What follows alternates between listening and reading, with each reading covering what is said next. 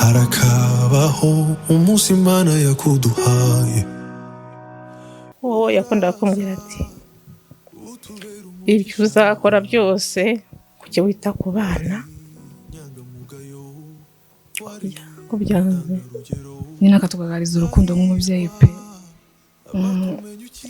Ntago anawe agiye twari tukimukeneye kuko inama ziwe zatwubakaga, kuko akenshi iyo tunamuhamagara avuga ati se bana banjye bumeze mute, no kumva ko iyo byose harimo ababyeyi atari ukuba ndi n'umukwe gusa.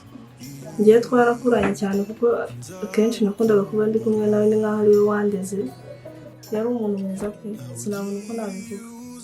ayavuga ati ku mwana wanjye uzi kamera nayo ikiyoni, ariko ambwira ndamushimira cyane. Rero Imana muri ubwo gashira yambereye intwari pe, nta n'umuntu wamusimbura, mbega yambereye intwari. Imana muri ubwo gashira twaragendanye urugendo rwose, ibintu byinshi rero navuga, ariko mama Imana muri ubwo ridashira rwose, nzi ko ijuru ryarigiyemo.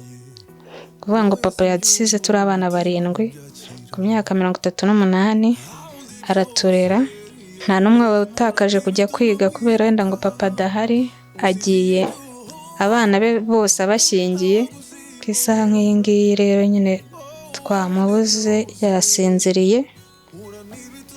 kaka ndamukumbuye,